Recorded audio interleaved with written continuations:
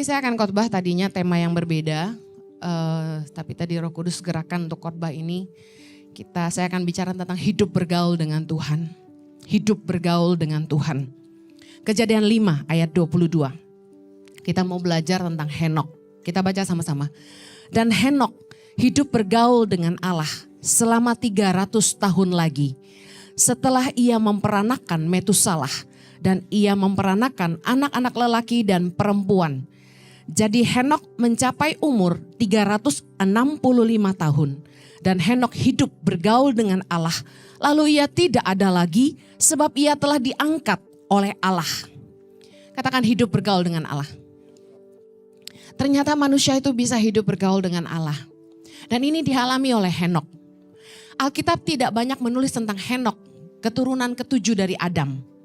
Ada 3 ayat yang saya temukan tentang Henok dalam Yudas 1 ayat 14 sampai 16 di mana ada nubuatan Henok di situ, Anda bisa baca.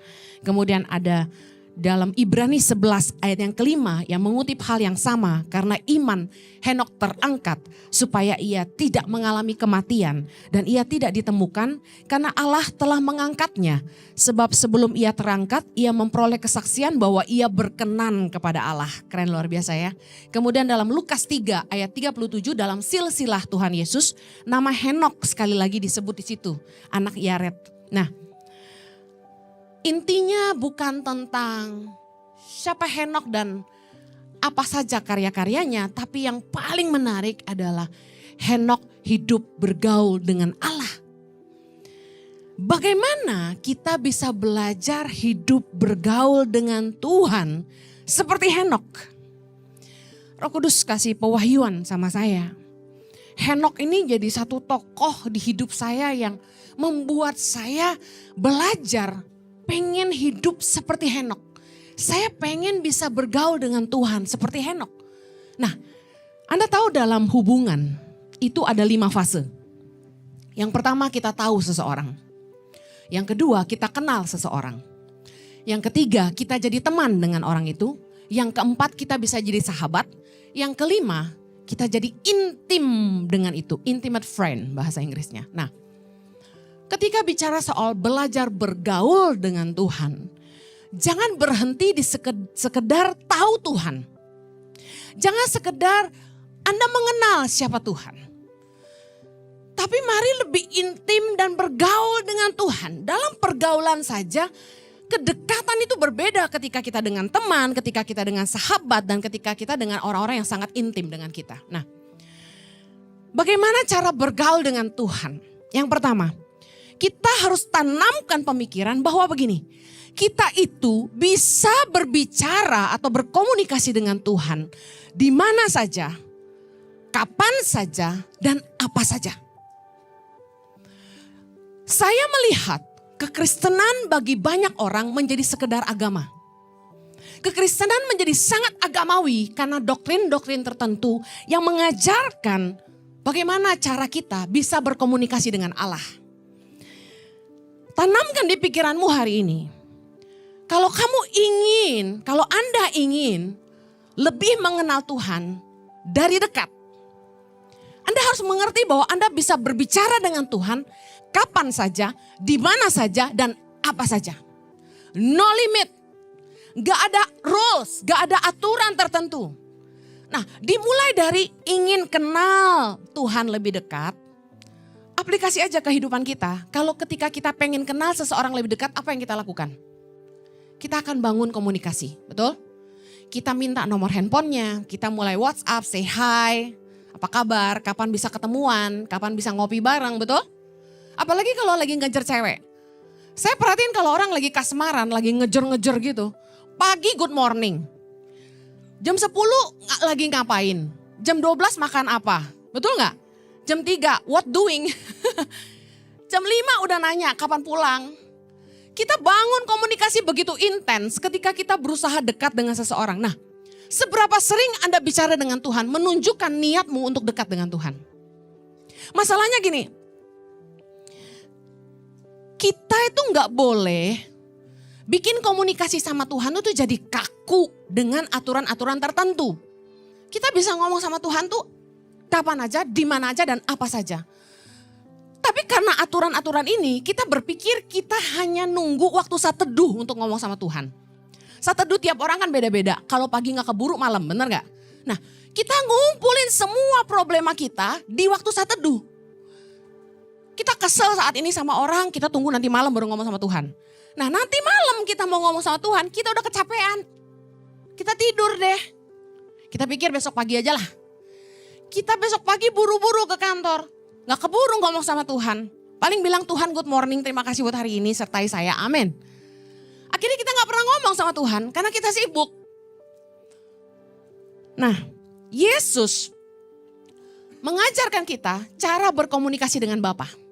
Di dalam Matius 6 tentang hal berdoa, menarik sekali di ayat 5 dikatakan gini, apabila kamu berdoa, janganlah berdoa seperti orang munafik yang mengucapkan doanya dengan berdiri di rumah-rumah ibadat, di tempat tikungan-tikungan jalan supaya mereka dilihat orang. Jadi ini gini, jangan doa nunggu di gereja.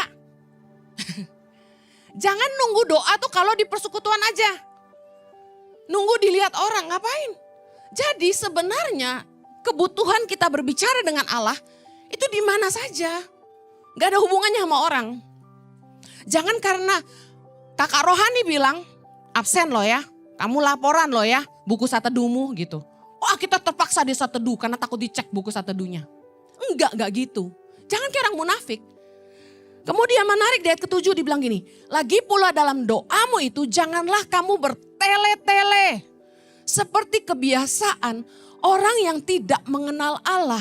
Menarik ya, bertele-tele karena tidak mengenal Allah. Nah, di dalam hubungan yang dekat dengan Allah, seperti kita dekat dengan orang, yang pertama itu ditandai dengan rasa nyaman. Kita bisa ngomong apa aja. Tanpa perlu banyak mikir, birokrasi, muter-muter, paham ya? Kita sama Tuhan itu jangan bertele-tele, gak usah muter-muter. Kalau ngomong tuh straight to the point, apa aja, nyaman. Kemudian bicara soal hubungan, ada kepercayaan. Kita gak akan dihakimi, kita bisa ngomong apa saja sama Tuhan. Ada rasa nyaman yang terbangun di situ. Nah, saya kalau ngomong sama Tuhan, saya belajar bergaul dengan Tuhan tuh gini. Saya kasih contoh. Waktu saya lagi nyetir mobil sendirian. Saya bilang, Tuhan saya harus gimana ya? Saya bingung gitu. Misalnya contohnya tentang anak aja ya. Yang namanya baru punya anak baru gede ya. Baru remaja ya kan. Anak saya yang besar kembar umur 19 tahun. Yang kecil 17, mau 17. Generasi Z itu susah dimengerti. Dikasih tahu tuh angel bahasa Jawanya. Nah, kadang sebagai orang tua tuh frustasi. Karena jadi orang tua tuh gak ada sekolahnya. Ada amin orang-orang tua? Kita harus belajar. Harus minta hikmat sama Tuhan. Jadi saya tuh kayak diem sama Tuhan, terus saya bilang gini, Tuhan aku harus gimana sama anakku ini? Aku bingung. Dikasih tahu tuh angel, gak mau dengerin gitu. Anakku baik sih, tapi kok gini ya Tuhan gitu loh. Aku harus gimana, pusing. Yang satu mau ke sana, yang satu mau ke sini. Aduh mamanya ini gimana gitu. Jadi ngomong sama Tuhan gitu. Nah misalnya saya lagi kesel sama suami saya gitu. Saya ngomong sama Tuhan. Karena kalau ngomongin Jojo ke orang lain nanti kita dihakimi ya kan. Bahaya banget. Nah saya curhat sama Tuhan. Tuhan. Orang ini kok dikasih tahu kok susah banget gitu ya. Jadi saya ngomong kayak gitu santai gitu sama Tuhan. Waktu saya masih sekolah di Australia. Pertama kali ke Sydney itu bulan Juni. Dingin, winter. Namanya aja winter. Angin kenceng, dingin sekali. Namanya orang baru datang dari Indonesia. Kedinginan. Saya udah pakai coat, masih dingin. Jalan menuju ke pemberhentian bus. Itu saya ngomong sama Tuhan. Saya bilang gini, Tuhan terima kasih saya bisa ada di Sydney. Anginnya kenceng banget Tuhan. Saya kedinginan. Tuhan tolong saya supaya saya bisa kuat. Supaya saya nggak sakit. Tuhan tolong supaya nanti di sekolah saya bisa ngikutin pelajaran. Tuhan tolong saya ya. Jadi saya tuh kalau ngomong sama Tuhan tuh seolah-olah as if He was there with me. He was. Amen. Kita harus ngerti bahwa Tuhan bersama kita. Nah, berbicaralah kepada Tuhan seperti itu. Nggak perlu basa-basi bertele-tele. Saya kalau doa makan paling cepat. Biarpun saya sering dihina orang, katanya doa orang lapar, biarin. Karena saya yakin hubungan saya sama Bapak seperti anak saya sama saya. Anak saya mau makan tinggal bilang gini, Mami, I wanna eat, you wanna eat? Mama saya mau makan, Mama mau makan gak? Saya kalau doa makan gini, Bapak terima kasih buat makanan ini, kuduskan sucikan, jadi kesehatan gak jadiin saya gendut. Amin. Langsung semua orang liatin saya, doa orang lapar, biarin.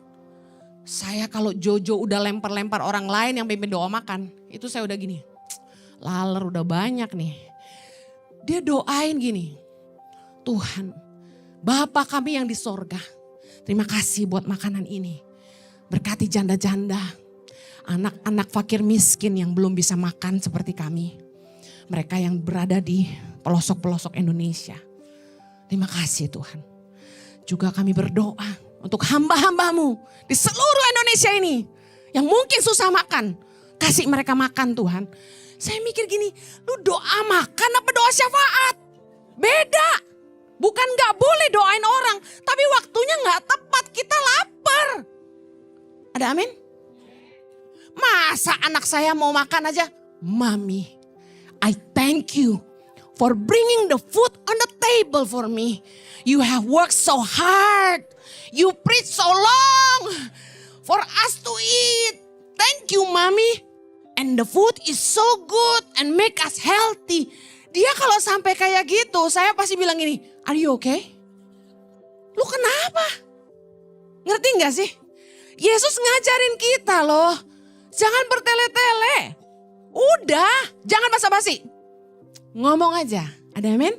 Jadi kalau sama Tuhan itu, ada paradigma-paradigma yang ngajarin gini. Kalau mau doa ketemu Tuhan, harus mandi dulu. Saya gak setuju. Saya biasa belum sikat gigi aja doa. Bener gak? Terus katanya gini, harus nyanyi 2-3 lagu dulu supaya kita masuk hadirat Tuhan. Ada ayatnya. Mazmur berkata, masuk gerbangnya dengan puji-pujian. Oke lah, tapi gak harus selalu begitu. Waktu saya lagi rasa gak mau nyanyi, ya saya gak nyanyi. Saya mau nangis, ya saya nangis. Sama Tuhan gak perlu gitu-gitu amat. Dia gak akan marah kalau kita gak nyanyi. Kemudian, kita harus baca firman berapa pasal dulu sebelum berdoa. Kemudian, kalau mau doa harus bahasa roh dulu. Terus, kalau mau doa ada urutannya. Kata suami saya, Bapak Pendeta Yohanes Kristianus, Dr. Yohanes Kristianus, bilang kalau mau berdoa taruh tangan di dadamu. Doalah mulai dari ibu jarimu. Ibu jari bicara orang-orang yang terdekat di hati kamu, ya. Doain, dia bilang. Habis itu telunjuk bicara siapa? Guru-guru kamu, pemimpin-pemimpinmu, doain mereka. Lalu jari tengah paling tinggi. Kalau lebih pendek gimana? Doain yang pemerintah-pemerintah, dia bilang. Jari manis, orang-orang yang kita gembalakan. Orang-orang di bawah kita. Hah? Teman. Orang-orang lemah, oke, jari manis lebih lemah, dia bilang. Doain orang-orang lemah. Kelingking, baru doain diri sendiri. Karena kita harus paling kecil, Tuhan paling besar gitu. Oke, ada waktunya kita doa syafaat. Bener teorinya itu kita doain seperti ibu jari tadi. Tapi bicara soal relationship, gak ada aturan.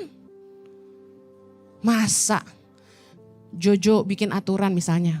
Henny, kalau mau ngomong sama aku, kamu harus sebut 5 kalimat dulu. Kan ribet banget gitu loh.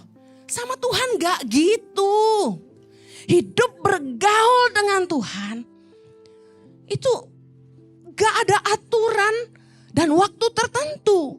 Kita bisa ngomong sama Tuhan kapan aja, di mana aja, apa aja. Bayangin kalau untuk ketemu Tuhan aja dibikin begitu ribet dan rumit. Gak heran orang males cari Tuhan. Kadang saya gak kepengen nyanyi soalnya kalau pagi suara serak. Terus ada Jojo, kan gak mungkin berisik. Nah, baru mau doa aja orang mikir udah males gitu. Nah, the real is gini, kita bisa ngomong sama Tuhan. seperti bapa, seperti seorang teman, seperti kekasih. Cara kita bicara sama Tuhan pasti beda-beda. Tergantung dari cara pandang kita tentang siapa Tuhan. Who is God to you? Siapa Tuhan buat Anda? Ada orang-orang yang melihat Tuhan sebagai Bapa. He is my father. Ada orang-orang yang melihat Tuhan sebagai lover. Kita mempelai Tuhan Yesus. Ada orang yang melihat Tuhan sebagai best friend. Ada lagunya, Jesus you are my best friend gitu kan. Kemudian ada yang lihat Yesus sebagai savior, penyelamat. My Jesus, my savior gitu. Nah, ada yang lihat Tuhan sebagai raja. Sebagai Tuan yang diagungkan. Nah, disitulah saat kita nyembah penuh pengagungan, penuh rasa syukur dalam kekudusan. Nah, is it matter? No. It's okay. Pemimpin pujian di gereja bikin lagu beda-beda arah. Kadang-kadang lagunya tentang Bapa. Engkau Bapa yang baik, yang peduli hidup kami, yang menyediakan semua yang kami butuhkan. Kadang-kadang mereka nyanyi tentang Yesus kekasih jiwa kami. Kadang-kadang mereka nyanyi tentang Jesus my friend. Apa kemarin Michael Panjaitan di Sydney bolak-balik nyanyi? A friend of God. Kemudian kita nyanyi tentang Yesus penyelamatku, my Jesus my savior dan sebagainya. It doesn't matter. Tapi yang penting gini, kalau kita doa, gak usah bertele-tele. There's no rule. Jojo sama saya gak ada aturan. Kapan aja saya pengen ketemu Jojo, saya pengen ngomong sama Jojo kapan aja. Kan dia suami saya. Tuhan mau kita sedekat itu. Gak usah kaku. Anda pikir gini, nantilah nunggu saat teduh baru cerita sama Tuhan. Anda keburu capek dan akhirnya Anda lupa ngomong sama Tuhan. Be real. Live your daily life with Him. Amen. Aku lagi terluka Tuhan. Bos aku tadi ngomongnya gak enak. Tuhan aku lagi butuh uang. Aku capek Tuhan, udah kerja, utang gak kebayar-bayar. Ngomong. Tuhan, aku udah umur segini tapi masih jomblo. Gimana nih Tuhan? Ngomong gitu loh. Tuhan ini banyak tekanan. Aku belum punya keturunan. Mertuaku udah marah-marah. Gimana nih Tuhan? Ngomong apapun lah sama Tuhan. Gak ada tata cara tertentu. Tentu kita mengasihi Tuhan, kita hormat sama Tuhan, kita gak kurang ajar sama Tuhan. Tapi intinya, kekristenan gak boleh jadi agamawi. Mari hidup bersama Tuhan setiap hari. Yang mau katakan amin. Yang berikutnya, belajar bergaul dengan Tuhan. Kita harus belajar mengenal jalan-jalan Tuhan. Cara pikirnya Tuhan. Kita harus mau tahu kalau Tuhan tuh aku kayak gini, kira-kira gimana ya? Nah, melalui hubungan kita dengan Tuhan setiap hari, kita akan terlatih mendengar suara Tuhan. Banyak orang Kristen gak bisa dengar suara Tuhan. Bahkan bingung. Emang Tuhan bisa ngomong? Ya bisa. Baca di Alkitab. Semua nabi-nabi berbicara dengan Tuhan. Raja-raja berbicara dengan Tuhan. Tuhan bisa ngomong sama kita. Seril itu. Nah, waktu kita mulai bangun hubungan dengan Tuhan tiap hari, Anda akan amazed. Roh Tuhan mulai bicara dengan Anda. Nah, dari cara Tuhan bicara sama kita dan dari firman Tuhan yang kita baca, kita akan mulai ngerti cara pikirnya Tuhan. Kita akan mulai ngerti value-nya kerajaan Tuhan. Kita akan mulai ngerti pribadinya Tuhan. Saya kasih contoh. Saya punya staff yang udah hafal banget cara pikir saya. Mereka ngerti kalau ada tamu datang menginap di asrama Tangan Pengharapan. Saya akan minta kasur itu dibersihin, spraynya harus putih semua, selimutnya putih. Jadi ala hotel gitu loh. Kemudian saya pasti minta disiapkan air mineral, snack. Pastikan kamarnya gak bau, kamar mandinya bersih, AC-nya dingin. Siapin ya, siap mereka bilang. Kalau tamu datang ditawarin makan ya, iya. Jadi saya udah kasih tuh wejangan. Nah, yang sudah hafal saya pasti udah paham, gak usah nanya lagi. Tapi ada staff baru join. Dia kasih foto ke saya, kamar tamu udah saya siapin nih, dia bilang gini. Pas saya lihat, hah? Spraynya biru, selimutnya putih. Aduh, saya bilang jangan begitu. tolong spraynya putih, selimutnya putih, tolong diganti. Dia bilang ada yang gold. Oke, saya bilang terserahlah ganti gold gak apa-apa. Karena saya lagi sibuk, saya cuma balas sepotong-sepotong. Begitu diganti gold, selimutnya tetap putih. Saya bilang bukannya ada selimut yang gold juga. Jadi saya hanya toleransi, saya siapkan 2 set untuk tamu. Warna gold dan warna putih. Nggak tahu, personal aja. Saya nggak suka spray itu warna biru, hijau, merah, pink gitu. Nggak mau. Apalagi bunga-bunga, nggak mau. Pokoknya kalau buat tamu tuh harus yang bersih gitu.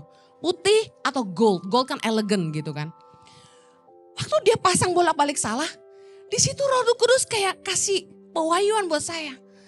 Orang yang mengerti cara berpikir Tuhan pasti ngerti standarnya Tuhan. Tahukah Anda bahwa banyak orang yang gak peduli Tuhan maunya apa. Sedangkan Tuhan mau kita belajar mengenal jalan-jalan Tuhan. Mazmur 95 ayat 10. Kita baca sama-sama. 40 tahun aku jemu kepada angkatan itu. Maka kataku, mereka suatu bangsa yang sesat hati. Dan mereka itu tidak mengenal jalanku. Tuhan kesel sama bangsa Israel. Selama 40 tahun itu, mereka tuh maunya cuma mujizat dari Tuhan. Mereka hanya maunya berkat. Mereka hanya maunya Tuhan sediain yang mereka butuhkan. Tapi mereka tidak pernah berusaha mengenal jalan-jalan Tuhan. Keluaran 33 ayat 11 kita lihat. Dan Tuhan berbicara kepada Musa dengan berhadapan muka. Seperti seorang berbicara kepada temannya. Luar biasa? Katakan Tuhan bisa bicara. Tuhan itu bergaul akrab dengan Musa. Sampai dikatakan dia berbicara muka dengan muka seperti seorang teman. Sedahsyat itu. Nah, yang luar biasa gini. Dalam ayat 13, Musa bilang gini. Maka sekarang, jika aku kiranya mendapat kasih karunia di hadapanmu, beritahukanlah kiranya jalanmu kepadaku, sehingga aku mengenal engkau, supaya aku tetap mendapat kasih karunia di hadapanmu. Ingatlah bahwa bangsa ini umatmu. Saya kasih perumpamaan dalam hidup sehari-hari. Kalau Anda terima orang kerja sama Anda, orang itu kalau niat kerja lama, dia niat kerja yang baik, dia pasti tanya, ibu sukanya makan apa? Ibu sukanya bagaimana? Dia mau belajar your way, paham ya? Dia mau tahu cara Anda ngatur rumah tuh kayak apa. You have a standard dan dia harus follow. Nah kalau orang tuh gak peduli, ya dia kerja suka-suka dia. Bisa ketahuan, nih orang sebenarnya pengen kenal kita apa enggak sih? Ngerti ya? Dia gak pernah care kita suka makan apa. Kalau orang itu benar-benar serius sama kita. Naksir lalu serius, pengen jalin hubungan yang lebih dekat.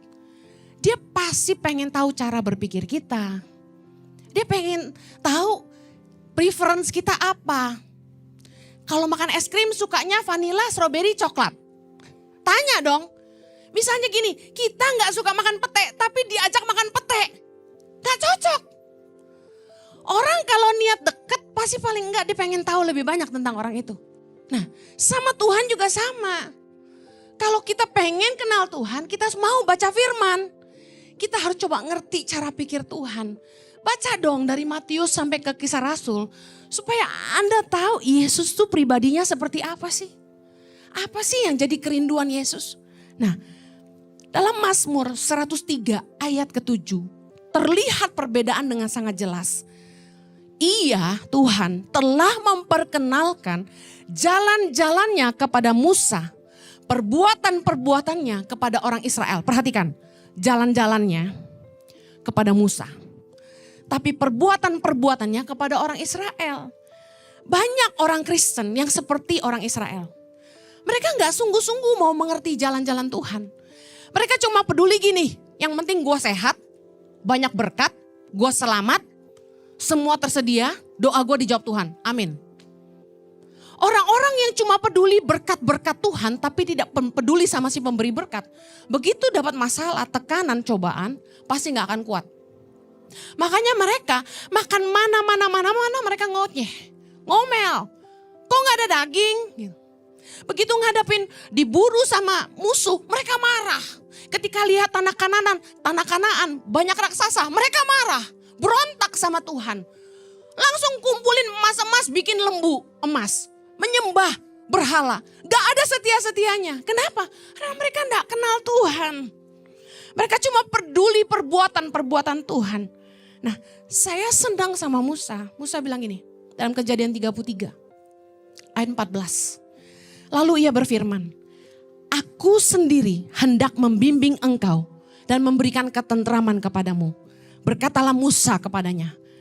Baca sama-sama. Jika engkau sendiri tidak membimbing kami, janganlah suruh kami berangkat dari sini. Lalu kita baca lagi ayat 16. Dari manakah gerangan akan diketahui bahwa aku telah mendapat kasih karunia di hadapanmu, yakni aku dengan umatmu ini. Baca sama-sama. Bukankah karena engkau berjalan bersama-sama dengan kami, sehingga aku dengan umatmu ini dibedakan dari segala bangsa yang ada di muka bumi. Dengar baik. Bagi Musa, yang paling penting adalah pribadi Tuhan dan keberadaannya bersama mereka. Bagi Musa yang penting ada Tuhan. Tapi bagi bangsa Israel yang penting ada berkat Tuhan. Saya umpamakan, pengemis di jalanan dan pengamen di jalanan. Mereka tidak peduli duit itu dari siapa.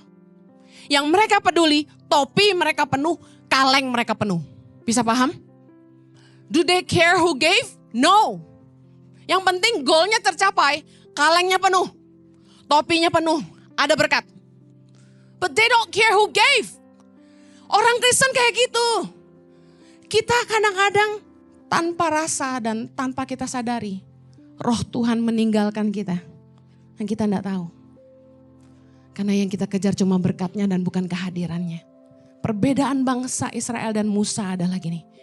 Bagi Musa, karena engkau berjalan bersama-sama kami. Coba pikirin, yang mana lebih penting? Sumber berkat bersama Anda atau berkatnya? Waktu tabut perjanjian ditaruh di rumah Edom, Obed Edom. Dikatakan Obed Edom dan seisi rumahnya diberkati. Di mana ada hadirat Tuhan, di situ ada berkat Tuhan. Jangan kejar berkat. Anda harus pastikan Anda berjalan bersama Tuhan. Ketika Tuhan menyertai hidupmu, apa saja yang kamu kerjakan pasti berhasil. Jangan pernah curi, jangan pernah nipu, jangan sampai pernah bikin salah. Kenapa? Anda pastikan Tuhan berkenan dengan apa saja yang kau kerjakan di hidupmu. Saya bilang sama staf saya, bagian keuangan. Saya bilang, Nita, pastikan kita tidak bikin salah. Pastikan kita tidak salah sama Tuhan. Pastikan kita tidak bikin salah sama Tuhan. Karena aku gak mau Tuhan tidak menyertai kita. Seringkali waktu orang jadi kuat, mereka jadi lupa sama Tuhan. Waktu mereka jadi kaya, mereka lupa sama Tuhan. Waktu mereka susah, waktu mereka sengsara, waktu mereka desperate, mereka jalan gandeng Tuhan. Tuhan, kalau engkau tidak membimbing kami, jangan suruh kami pergi dari sini. Pegang tangan Tuhan kuat-kuat. Dikit-dikit nanya Tuhan, dikit-dikit nanya Tuhan, jalan lagi. Nanya Tuhan, jalan lagi. Nanya Tuhan, waktu makin kuat, makin hebat. Mereka lupa sama Tuhan. Sadari bahwa kehadiran pribadi Tuhan dalam hidup kita jauh lebih penting dari segalanya. Saya tidak peduli Jojo kaya atau miskin. Yang paling penting saya bisa sama Jojo. Waktu saya nikah sama Jojo, saya tahu persis. Waktu itu dia tidak kaya. Saya tahu persis, saya tidak bisa harap banyak dari dia. Karena panggilannya adalah hamba Tuhan. Saya siap susah. Tapi karena saya mengasihi Jojo, bersama Jojo jadi lebih penting buat saya. Daripada segala kekayaan yang saya bisa peroleh kalau saya nikah sama orang lain. Berapa banyak kita yang sama-sama punya hati begini. Tuhan, yang aku cari bukan tanganmu, yang aku cari wajahmu. Yang aku mau cuma Tuhan, bukan apa yang Tuhan bisa kasih buat aku. Karena kalau kita bersama Tuhan, kita bisa lakukan semuanya. Kita bisa hadapi segalanya. Amen.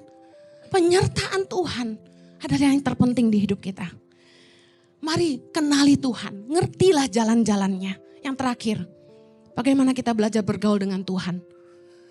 Terlibatlah dalam kerinduan hati Tuhan bagi dunia.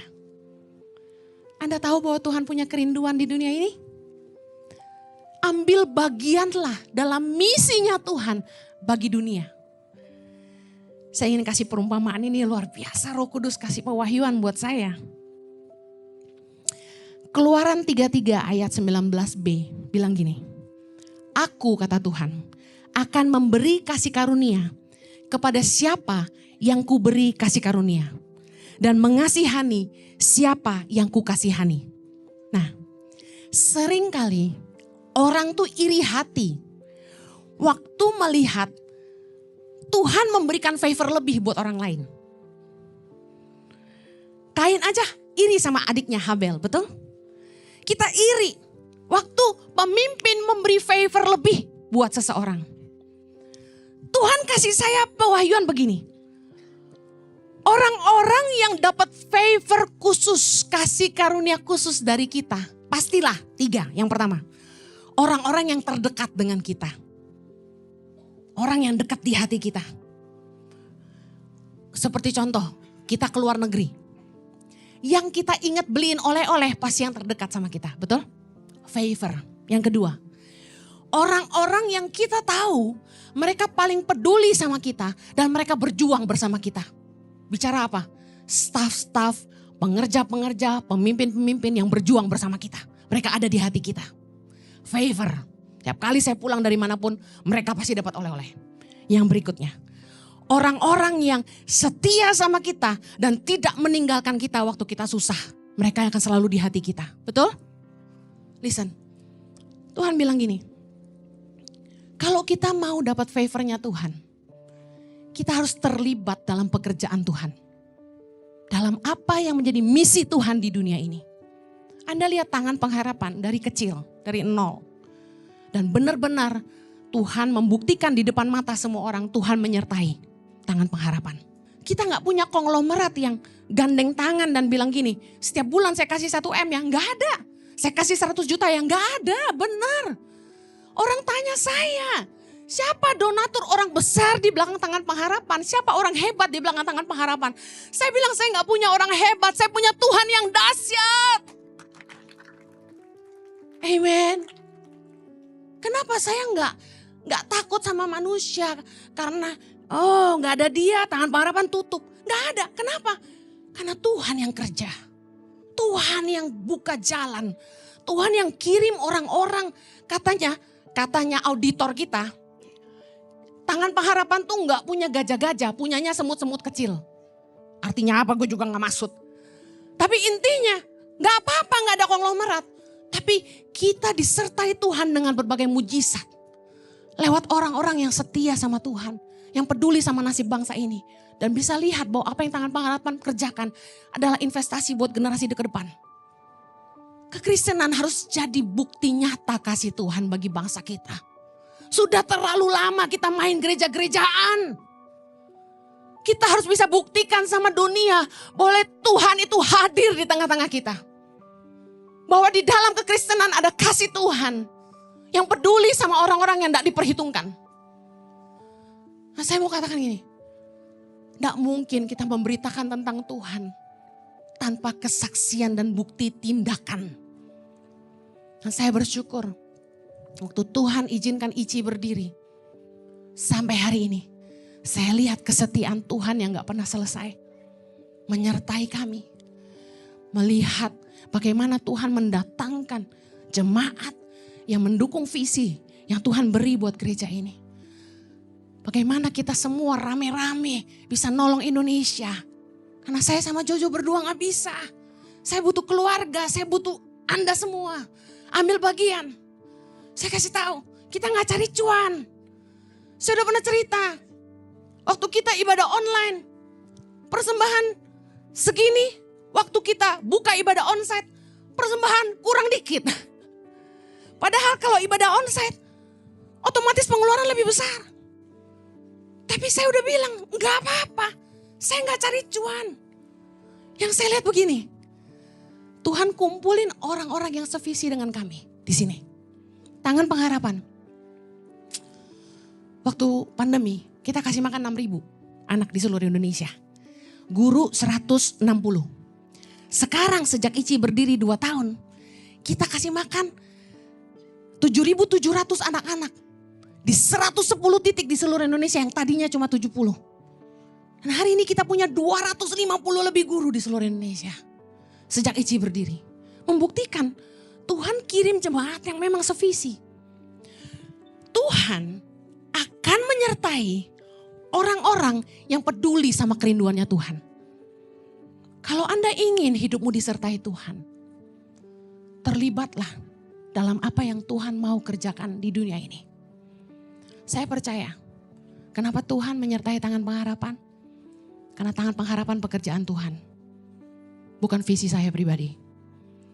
Makanya Tuhan menyertai orang yang melakukan kehendak Tuhan akan dekat dengan kasih karunia Tuhan. Katakan amin. Kita berdoa. Bapa di surga, tolong kami supaya kami bisa hidup bergaul dengan Tuhan. Berikan kerinduan untuk kenal Tuhan lebih dekat. Tolong kami untuk gak jadi agamawi, tapi kami bisa ngomong sama Tuhan kapan aja, di mana aja, apa aja.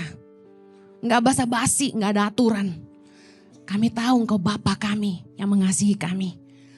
Tolong kami beri kerinduan buat umat-Mu. Aku berdoa rasa haus dan lapar akan firman Tuhan.